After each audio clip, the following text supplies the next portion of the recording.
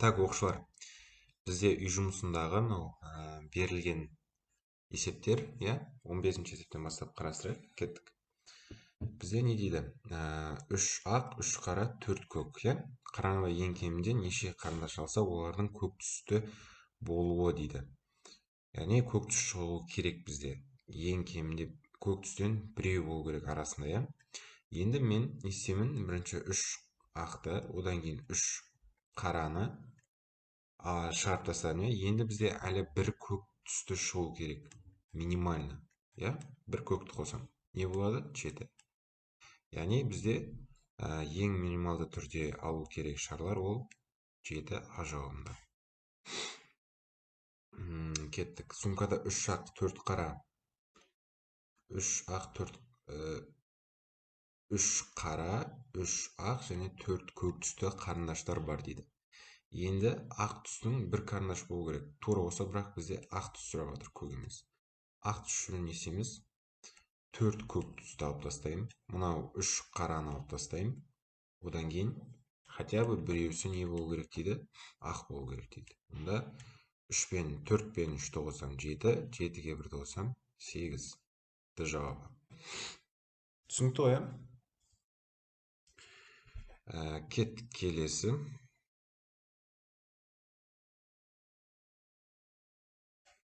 17-ші есеп. Сумкада 3 ақ, дәл болса, тек қайталанып жатыр. Олардан қара түсті 2 қарындаш дейді. Бұл жерде уже біреу емес, екеу оқушылар. Бізге екеу деп беріп жатыр. Соны ескереміз хашы. Так. Окей.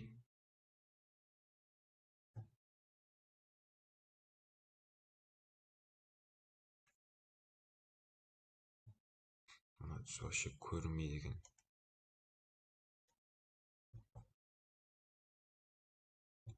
Кеттік. Бізге 2 қарындаш, яғни міндетті түрде қара түсті болу керек дейді. Значит, біз қара түсті болу үшін бастапқыда 4 көкті шығарып тастаймын. Одан кейін 3 ақты алып тастаймын. Одан кейін 2 қара түсті болу керек дейді. Значит, мен 4 пен 3-тің қосындысы 7, 7-ге 2-ні қосам 9, Яғни жауап бізде Д. Кеттік келесі есеп. Бізде қорапта барлығы 85 шар бар. Олардың 25-і қызыл, 23-і көк. Одан кейінгісі, яғни сары дейді. Ал қалғаны, мен сұрап тұр, ал қалғаны ақ түсті дейді, Так, біз бетеміз онда. Мынау 25-ін беріп тұр, 25-ін беріп тұр, 23-ін, 24-ін беріп тұр. Бізге бірақ ақ түсті беріп тұрған жоқ. Значит, мен естеймін. 25 қосу 23 қосу 24. Бұл қанша болады? 48. 48-ге 24-ті қоссам. Так,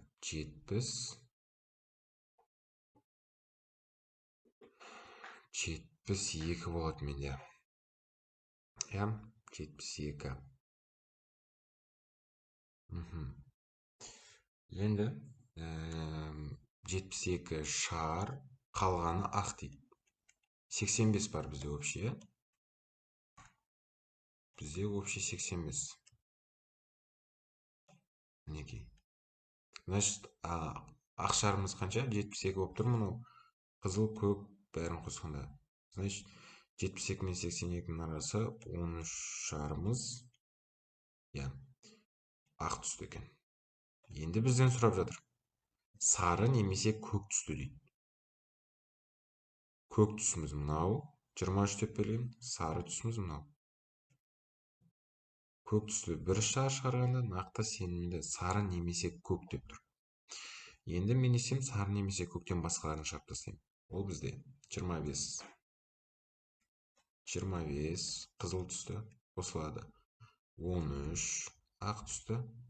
И как минимум екеуінің біреуінен біреу шыға салады, Сары немесе көк түсті деп тұр.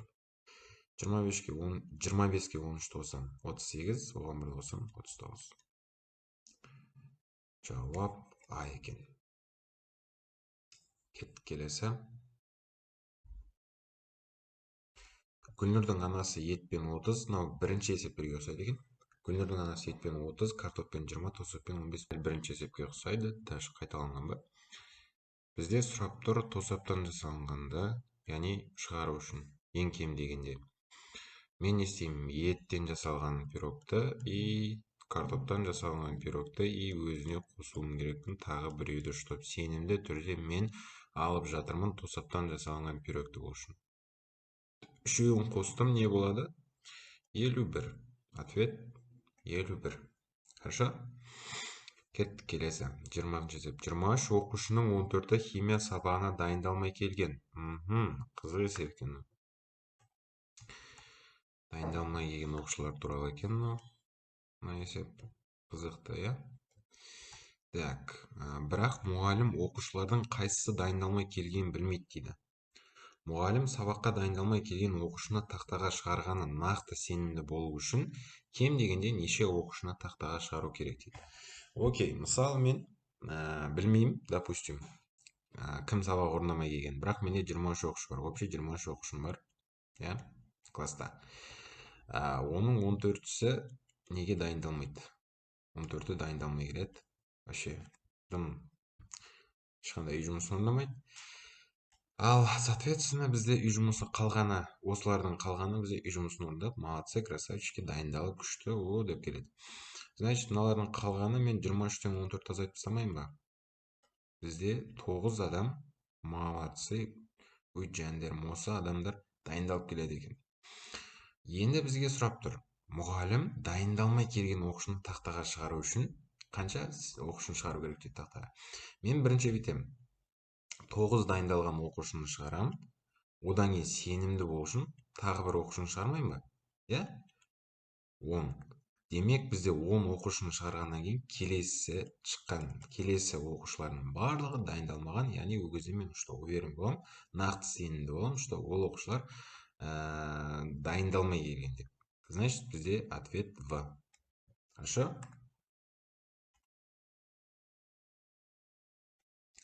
В деген ответ болады екен. Окей, кеттік. Қорапта 21-ші есеп. Қорапта 1-ден бастап 100-ге, бірден 100-ді қоса есептегенде дейінгі сандар карточкаларға жазылып салынды. Қораптың ішіне қарамай кем дегенде қанша карточка шығарса, тақ нөмірленген 2 карточка міндетті түрде шығаруға болады дейді. Тақ нөмірленген 2 карточка міндетті түрде шығаруға болады дейді.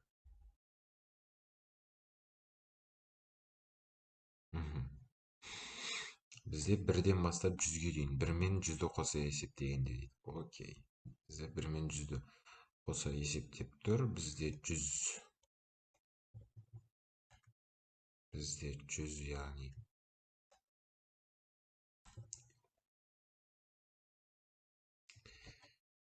карточка бар, иә?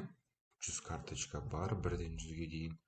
Оның ішіне қарамай кем дегенде қанша карточка шығарса, тақ нөмірленген 2 карточка міндетті түрде шығады дейді. Так, енді біз білеміз, что 100 санында, былай ғой, 1 тақ сан, 2 жұп, 3 тақ, 4 жұп кете береді, тақ жұп болып кете береді. 5 тақ, 6 жұп, 7 тақ, 8 жұп, 9 тақ, 10 жұп. Үстіп кете беретін бізде 10 рет қайталанбай ма, сонда 100 болады ғой, программадан жақта. 11 тақ, 12-де үстіп кете береді.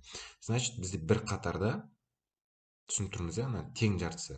1, 2, 3, 4, 5. Бізде 5 жай сан и 5 жұп сан және 5 тақ сан бар. Тақ сандарды былай белгілеп қояйық. Окей. Енді біз что білдік? Тең жартысы бізде тақ сан болатын и тең жартысы бізде жұп сан болатын.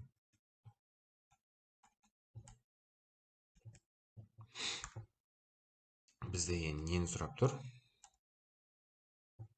Қораптың ішіне қарамай кем дегенде қандай карточка шығарса, тақ нөмірленген 2 карточка. Мен ойлаймын, что 50 жұпты шығарып тастаймын. Одан кейін менде кем дегенде 2 деп мына жерде көрсетіп тұр. 2. Шо? 2 карточка міндетті түрде тақ нөмірленген болу үшін. Қосамын, сонда 52. Ответ бізде А 52 екен.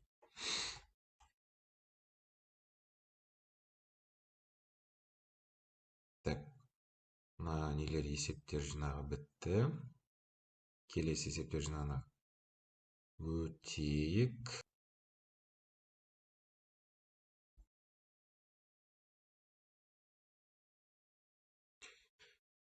Так, оқушылар кеттік. Келесі 22-ші есеп. Қорапта барлығы 121 шар бар дейді. Олардың 45-і қызыл, 43-і көк, 24-і сары, ал қалғаны ақ түс дейді. 45 қосылған 43 қосылған 24, бұл тең болады менде 98. 98, 102, 122. Жоқ, асып кетті ме?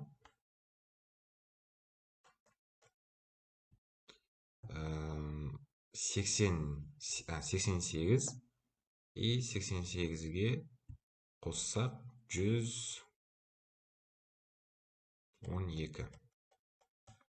112-нің 121 бар бізде барлығы.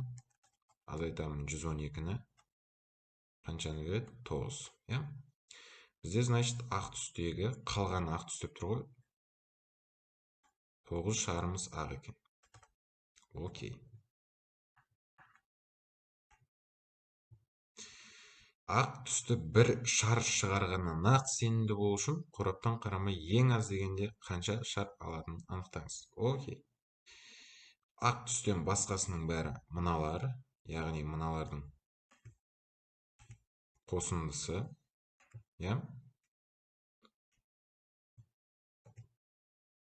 Мыналардың қосындысы ақ түстен басқа. Олар 112. Бір шар алатындай дейді. Бір қосылады өзі ақ түстің. Бұл 113-ді жауабы. Кет келесі 23. 15 қызыл, 13 көк, 14 сары, 3 ақ, 4 жасыл түсті шарлар жатыр дейді. Қораптың ішінде. Ақ түсті және жасыл түсті әрқайсынан бір шар шығарғаны нақты сенімді болу үшін қорапқа қарамай ең аз дегенде қанша шар алынатынын анықтаңыз. Бізге ақ түс пен жасыл түс дейді. Ақ түс пен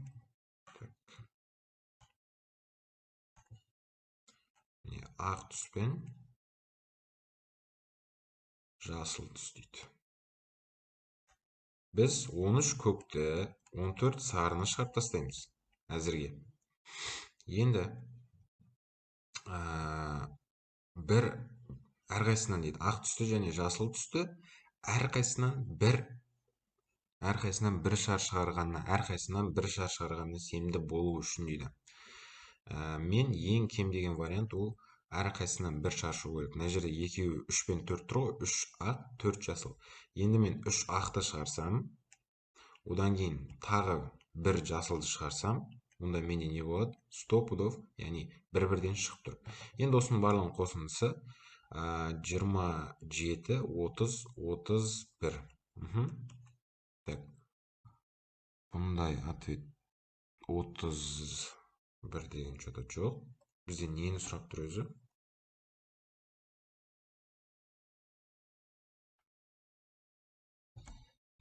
Бізде мінеке ақ түсті сұрап жатыр.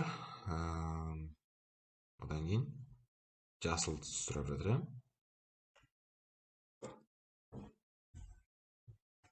Ақ түс пен жасыл түстің әрқайсынан бір шар шығарғанына дейді. Окей. Мен 15 қызылды ұмыт кетіппін ғой жаңағы жерде. 15 қызыл, 13 көк, 14 сары, 3 ақ и 1 жасылды, Сонда менде жерде 27, 30, 45 и 46. Жауап 46 екен. Яғни мен не істедім? 15 қызылды, 13 көкті, 14 сарыны шығарып тастадым. Бізге кеттік, келесі есеп. Қорапта 100 шар бар. Олардың жартысы ақ, қалғаны қара түсті шарлар дейді. Жартысы ақ деп тұр. Қалғаны қанша? Қара түстіден, соответственно, жартысы 50. Бір ақ түсті шар шығарғаны нақты сенімді болу үшін қораптан қарамай ең аз дегенде қанша шар алу керек?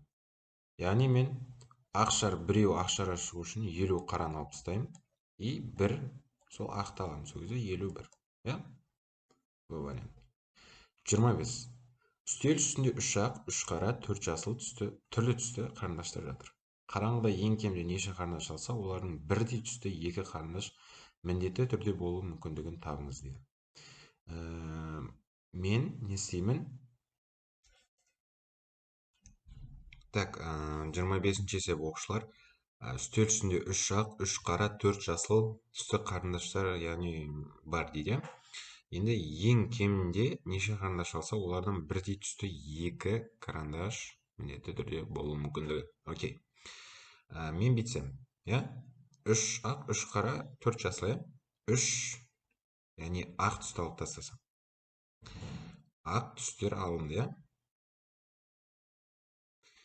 Енді бір кез келген жасылды немесе қараны алсам.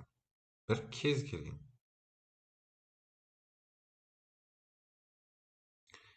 Осы жерде, яғни бір қараны алсам, менде не болады? 4 болады, Енді осы 4 немнің ішіндегі менде мына жердегі 3 ақтың ішінде 2 шарым менде бірдей емес па, 2 шар бірдей, даже 3 шарым бірдей.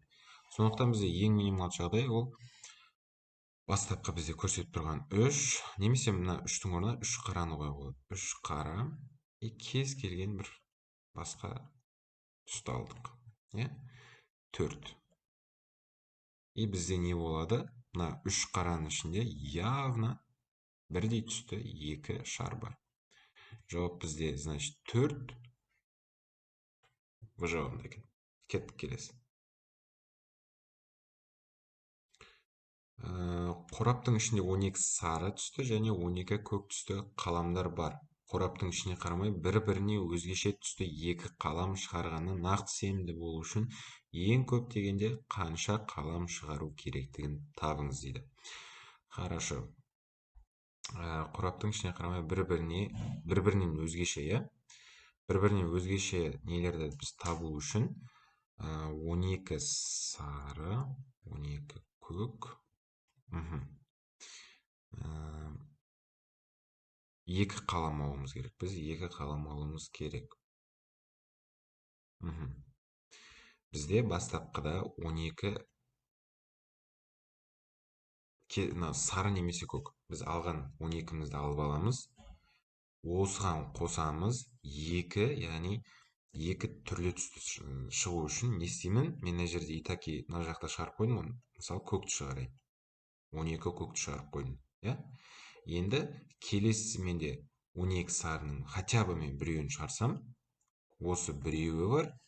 12-нің ішіндегі любой біреуі бар. 13.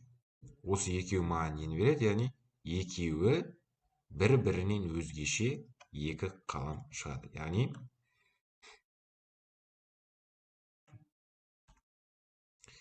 Яғни на 12-нің ішінде бір қалам бар, который осындай цвет. И біз жалғыз біреу шығарған қалам тоже бір өзгеше цвет. Осы үшін біз не істедік? Бүткіл 12 сарыны, көкті, мына жерге көкті жаздым. Бүткіл 12 көкті шығардық и тағы плюс 1 қалған сары қарындаш шығардық. Сонда бізде 13 жауап С. Кеттік. Қорапта 4 көк шары және 7 сары шар бар дейді. Қораптың ішіне қарамай 2 сары шар шығарғанда нақты сенімді болу үшін ең көп дегенде неше шар алу керек дейді. Сары шар қораптың ішіне қарамай 2 сарын алу керек деп тұр. Бізде сары 7, 4 көк. Мен істеймін, 4 көкті алып тастаймын и 2 сары ал деп тұр маған. 2 сарыны қосам. Значит, 6 шар. Ответ С. 28. Қалтада 7 жасыл, 4 сары, 2 қызыл шар бар. Қалтаның ішіне қарамай 3 жасыл шар шараның нақты сенімді болу үшін дейді. 3 жасыл. Я, жасыл бізде 7. Мен жасылдан басқасының бәрін шығарып тастаймын. 4 сары мен 2 қызыл шығарып тастаймын. И маған 3 жасыл шар деп сұрап тұр. Үшеуін қосам. Қосқанда бізде қанша болады? 9 бұл А жауабында.